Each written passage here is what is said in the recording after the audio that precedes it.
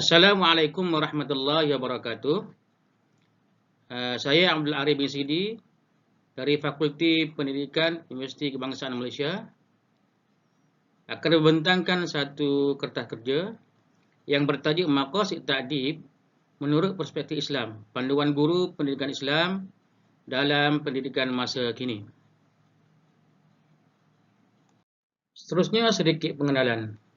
Umum mengetahui bahawa ketamadunan sebuah negara bangsa itu terletak pada sistem pendidikan. Jika elok sistem pendidikan, maka negara bangsa itu boleh dianggap sebuah negara yang bertamadun. Begitulah juga dengan negara kita Malaysia, di mana senario pendidikan di Malaysia pada masa kini telah mengalami beberapa perubahan dan penambahbaikan. Beberapa naratif baru ataupun plan pendidikan telah dirangka oleh pihak kerajaan untuk meningkatkan mutu ataupun melahirkan warga negara yang berakhlak mulia dan beretika. Kalau kita lihat negara-negara maju, seperti di Finland, adalah sebuah negara yang berada di sebelah utara benua Eropah, antara negara yang perlu dicontohi kerana negara tersebut mempunyai sistem nilai pendidikan yang baik. Begitu juga dengan negara Qatar, Jepun dan Singapura.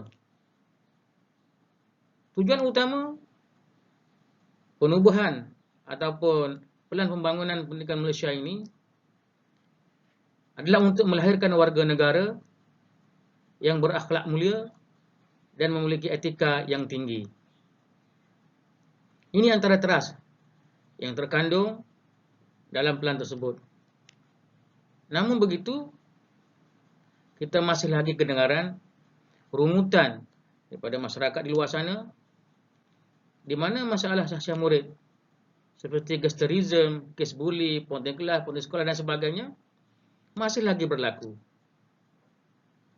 Dan seandainya perkara ini tidak dibendung dan terus berlarutan, proses ataupun agenda transformasi nasional yang merupakan satu platform untuk meningkatkan mutu pendidikan negara sekaligus untuk melahirkan generasi muda yang mampu bersaing di peringkat antara bangsa dan global akan terbantut.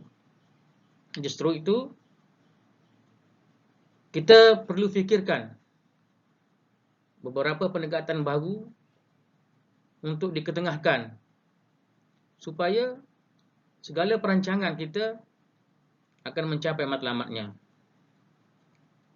Oleh itu, proses pendidikan dan transformasi ilmu dan amal perlu diintegrasikan dengan maqasid ta'dib menurut kacamata Islam.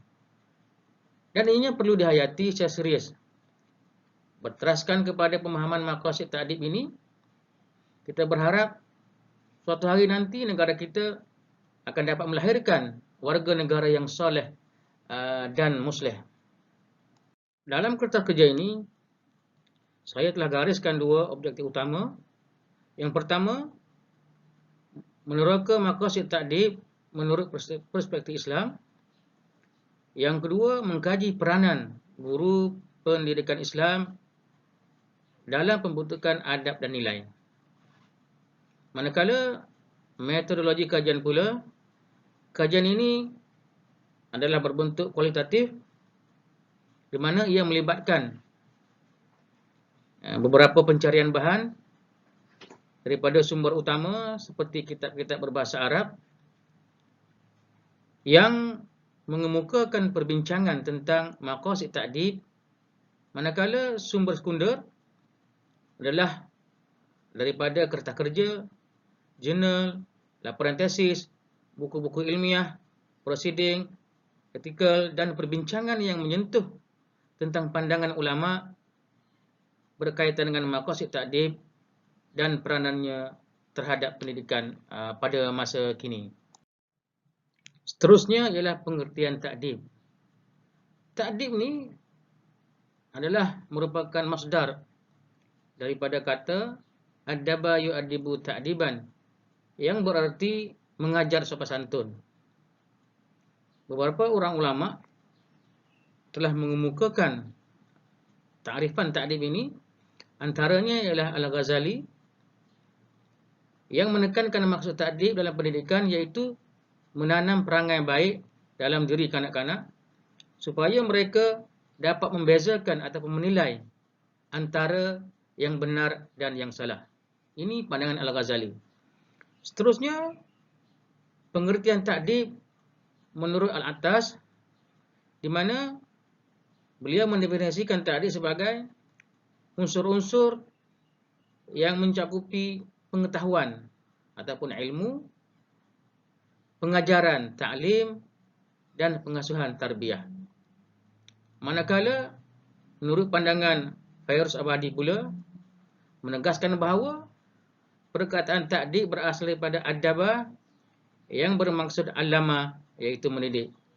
Rumusannya, daripada pandangan ilmuwan tersebut dapat kita simpulkan bahawa ta'dib ini adalah satu proses mendidik adab ataupun menanamkan nilai-nilai murni dalam jiwa manusia. Seterusnya ialah maqasid ta'dib menurut pandangan ulama Islam. Di sini saya senaraikan 3 orang ulama ataupun ilmuwan Islam yang membahaskan tentang tujuan ataupun maqasid pendidikan adab menurut pandangan Islam. Antaranya ialah pandangan Mas Kawih yang mengatakan bahawa maqasid ta'dib supaya dapat melaksanakan syariat dan tugas-tugas sehingga menjadi tradisi bagi kanak-kanak. Ini antara pandangan Mas Kawih.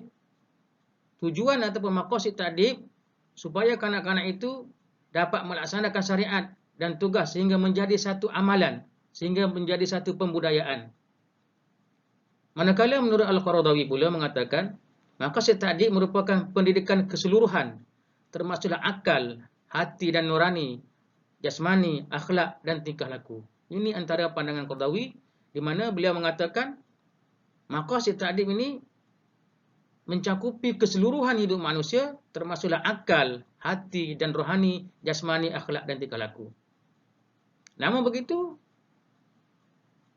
menurut sudut pandang Nasir Ulwan mengatakan bahawa maqasid ta'dib ataupun pendidikan dari kacamata falsafah menganggap bahawa pendidikan merupakan satu hal yang istimewa berdasarkan ayat-ayat Quran yang dipetiknya.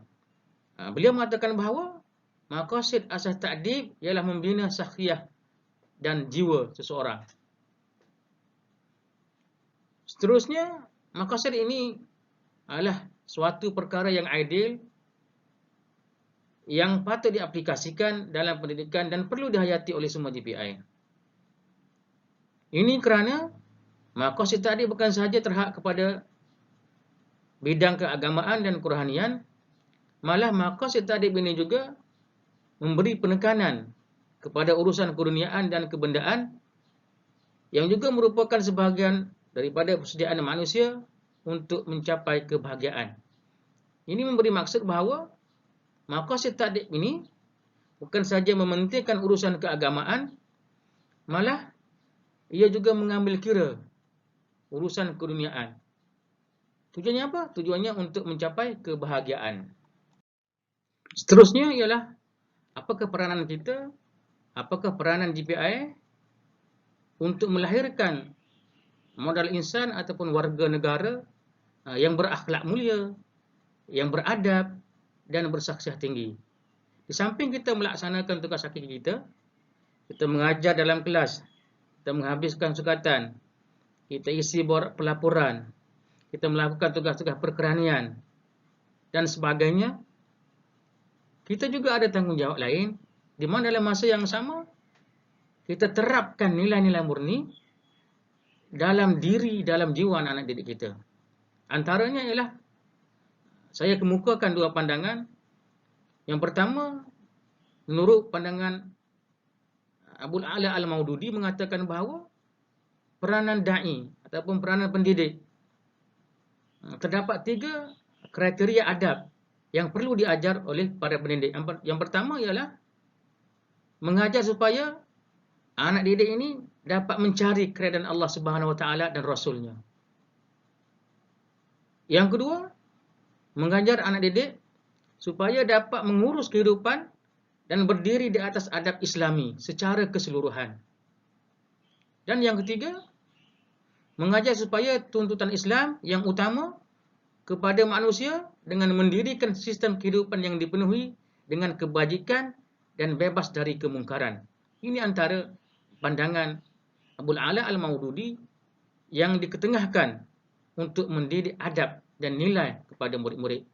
Seterusnya, pandangan Abdullah Nasir Alwan mengatakan bahawa guru-guru, khususnya GPI, perlu yang pertama menanam dalam dirinya dan juga pelajarnya rasa cinta dan taat pada Allah dan Rasulnya. Yang kedua, menanamkan kepercayaan yang benar dalam jiwa murid terhadap ajaran Islam. Yang ketiga, mendedahkan dan memberi kefahaman murid mengenai jenis-jenis ibadat yang wajib ditunaikan. Dan yang keempat, menaikkan semangat murid serta menimbulkan minat mereka untuk mempraktikkan ajaran Islam sehingga menjadi kebiasaan kepada mereka. Ini antara pandangan yang telah dikemukakan oleh ilmuwan Islam tentang cara atau kriteria yang perlu ada untuk mendidik anak-anak kita, khususnya anak-anak didik kita, supaya suatu hari nanti mereka dilengkapi dengan adab dan nilai yang tinggi dan baik. Seterusnya yang terakhir ialah penutup, di mana maqasid ta'dib dalam pendidikan masa kini merupakan aspek yang penting yang perlu dipahami oleh semua guru, terutamanya GPI. Yang kedua, konsep ini amat menitik beratkan pendidikan adab dan nilai, yang mana ianya menjadi agenda utama dalam pendidikan dan pembentukan syakhsiah murid. Ia seimbang dan terpuji. Oleh yang demikian, peranan dan tanggungjawab bagi menjayakan konsep ini, maka GPI dan pendidik lain perlu memiliki ilmu dan kemahiran. Dan yang terakhir ialah, seterusnya mereka juga perlu memiliki syakhsiah yang terpuji seperti kasih sayang, amanah, sabar, memberi nasihat dan menjadi qudwah hasanah. Aspek ibadat juga perlu dititik beratkan oleh warga pendidik kerana manusia dijadikan oleh Allah Subhanahu Wa Taala untuk mengabdikan diri kepadanya. Itu saja pembentangan kertas kerja daripada saya yang seberingkas. Mudah-mudahan sedikit sebanyak memberi manfaat kepada saya dan kepada warga pendidik khususnya. Dan saya sudahi dengan lafaz yang mulia, wabillahi taufiq wal hidayah. Wassalamualaikum warahmatullahi taala wabarakatuh.